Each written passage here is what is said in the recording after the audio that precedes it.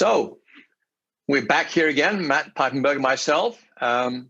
As always, things are developing in the way that we expect, Matt, and luckily there's always something to talk about. We've both been looking at in inflation and real inflation, etc., because that has obviously a massive impact on the world economy, but also an impact on precious metals. So you've been giving some thought to this, and why don't you tell the audience what you're looking at, Matt? Yeah, I wanted to touch upon something that seems maybe complex on the surface, but is actually quite easy to follow and quite telling. It's the inverse relationship between the gold price and negative real rates. And negative real rates, quite simply, in basic math, is when you take yields and you subtract from that CPI. So in the example, if you had a 1.4% yield on the 10-year Treasury and a 2% inflation on the CPI, and you subtracted the CPI from the yield, you get a negative 0.6% real or inflation-adjusted yield. The key in all those discussions is inflation rate is higher than the current or prevailing yield rate. Yeah. And there are two scenarios where I see this as very important playing out for the price of gold. I'd like to talk about them very briefly for the interest of time. The first case scenario, I think, is a more near-term scenario, and that's where you have extreme yield curve suppression or control, in addition to rising inflation. That's when the Fed is functioning. They're printing billions and billions of dollars a month to buy otherwise unwanted bonds, keeping the bond prices up, the yields down, and hence the rates down. That's a functioning Fed. The other scenario, which I think is longer term, is spiking yields when the yield curve control implodes and the Fed can no longer function and print to infinity to otherwise buy artificially unwanted bonds. I think in scenario one, in the near term, what I'm seeing is really a situation much like the inflationary periods of the 1940s. There were two big inflationary periods in the 20th century. One was the 1940s and one was the 1970s. And in the 1940s, the US, like today, had crossed the Rubicon of debt to GDP over 100%. In other words, saturated in debt, big problem. And the central bank then had to repress rates artificially, keeping them below 2.5%, simply because the cost of debt was too high. They simply couldn't allow interest rates to go much higher, so they bought bonds, repressed yields. And that worked in scenario one. In what I see today, much like the 1940s, because we are past 100% debt to GDP, the Fed will, in the near term, try to use yield curve control and printed fiat currencies to repress yields. At the same time, though, inflation is coming, just like it did in the 1940s. And there are many cases for inflation we've talked about. Obviously, money supply is a big part of that. One of the key things that will happen now in 2021 and going forward is commodity-driven inflation. Goldman Sachs joked about Bitcoin, but corn, timber, beef, ag land, commodity prices are rising because commodities is a scarce asset right now. So when you see commodity-driven CPI or commodity-driven inflation colliding with repressed yields, inflation is higher than yields, you get negative real rates. Now, remember, negative real rates affect the gold price. Gold loves negative real rates. Can I just intercept that? So, yeah, really what we're saying is that negative real yields can be at any level of interest rates. It can be at 20% interest rates, or it can be at 0% interest rates.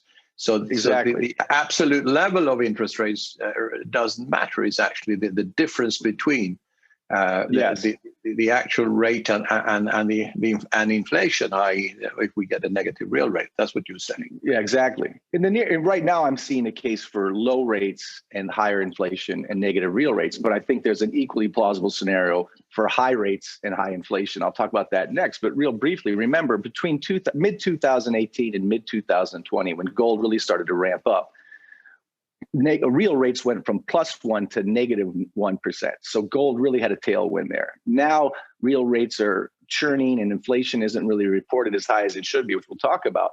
But so you're seeing a slight kind of yawn in the gold market. I think that yawn is going to lead to a rapid rise upward, because the second scenario for inflation, which is equally plausible, one that you're more in favor of, I think, is that this whole Fed experiment fails miserably, that at some point through the sheer weight of the debt and the number of trillions of dollars needed to keep yield curve control working and yields down, that will implode. When that artificial support for the bond market implodes, bond prices tank naturally, yields spike, naturally, Yeah. and then you have much higher yields. But as yields spike naturally, inflation will have to follow suit. To your point, inflation will still be higher than the yields, and we'll still have negative real yields. It's just another tailwind for gold. And I'll pause real quickly and talk to you about your views on inflation. But I want to remind readers and ourselves one thing that's really important. This thing that we've talked about before, I joke about the CPI scale, which measures inflation. I joke is bogus as a 42nd Street Rolex. But when you really think about it, the real measure of inflation using the Volcker scale of the 80s or the 90s would put real inflation today, despite what the Bureau of Labor Statistics says, at closer to 8 to 9%. So if real inflation if the CPI was accurately measured at 8 to 9%, and yields on the 10-year were 1%, we'd have negative yields upward of 7, 8, 9%. Now, remember, in the 1970s, negative yields were only at 4%, and gold took off. So you can see why the Fed and the Bureau of Labor Statistics try so hard to manipulate the inflation rate, but they won't even be able to use their fiction writing skills at the Bureau of Labor Statistics to deny the inflation coming. So again, negative real rates are important. They're an inverse relationship to the gold price. I think we have a lot of tailwinds heading our way, whether rates spike or remain suppressed. And inflation, as you say, always comes into the conversation on gold. And to that end, Egon, I'd love to get more of your kind of updated thoughts on where you see inflation in these markets right now and just this whole conversation.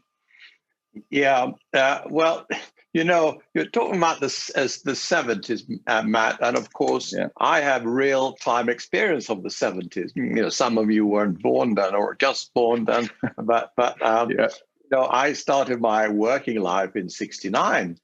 In Swiss banking, and then I had the whole of the 70s. I was there, and then I moved to the UK later in the 70s.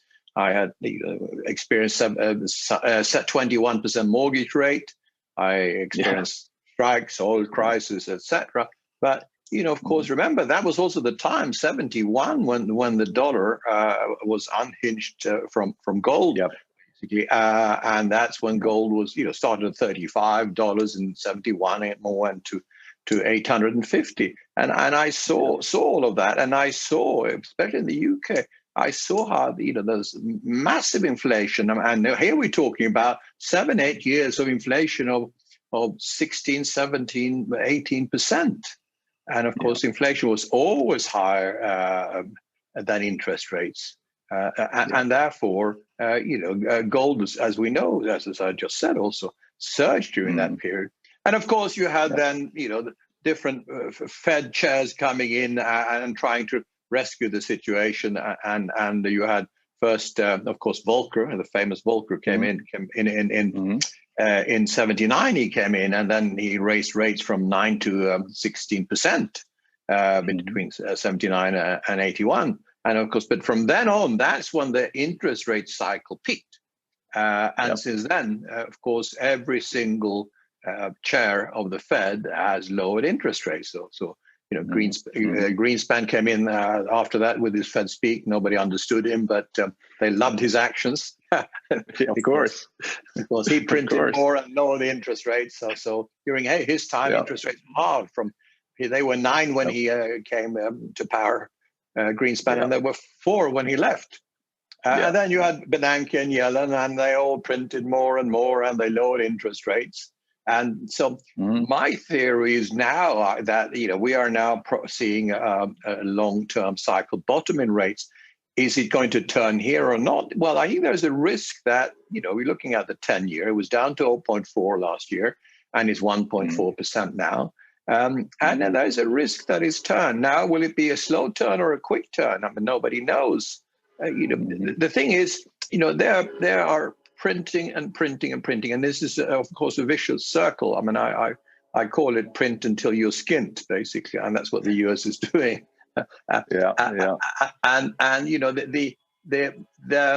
This printing, they can't stop it. We know that, because then the whole economy collapses. And the more they print, the more they have to print. So this is a never-ending saga. And I think that the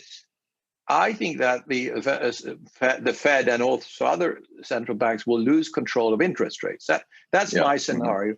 And therefore, there might not be today, it might be in 2 years' time, but I see the bond market as the biggest risk of all markets here. And that's what will shock everybody, because everybody believes that bonds are going to be high or rates are going to be low forever.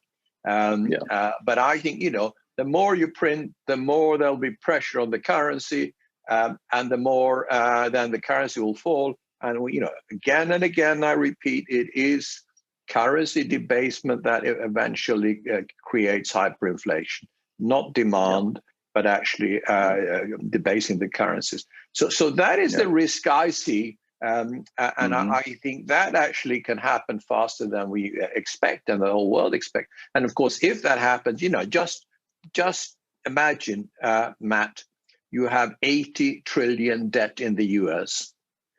Just imagine, I experienced virtually, 20% interest rates in the 70s. But let's say it only they lose control, is only 10%. Can you imagine 10% on an 80 trillion? That's 8 trillion. 8 trillion is about what? 40% of US GDP. All of a sudden, interest rate will be 40% of US GDP. And obviously, you are right that they will be desperate, as the central bankers and government, to keep these interest rates at the artificially and contrived low rate or zero rates or below zero.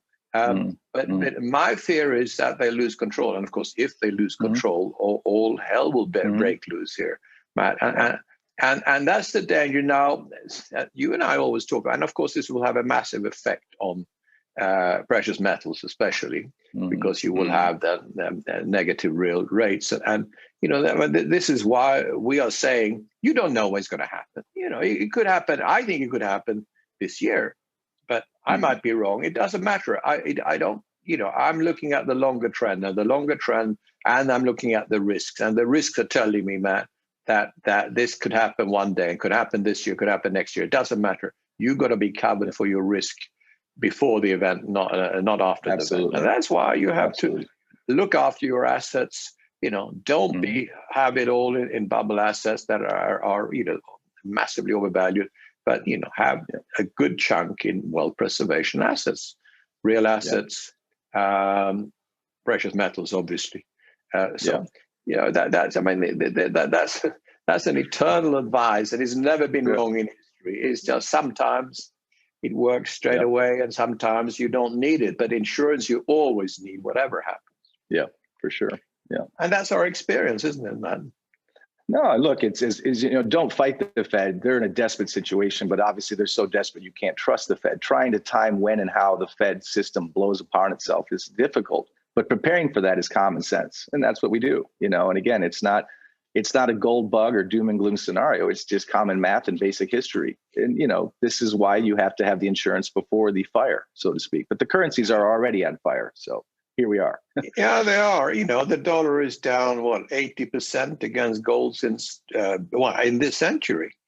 Yeah, in this century, 80%. That's unreal, and it's just unreal. And since 71, they're all down 97, 99%. So it's going to happen. Yeah. The currencies are going to go to zero, and therefore the protection is something that has been around for 5,000 years. Is going to continue to be around, and will protect everybody who is willing to actually hold some gold and silver. And the time is good now. So absolutely. Excellent, Matt.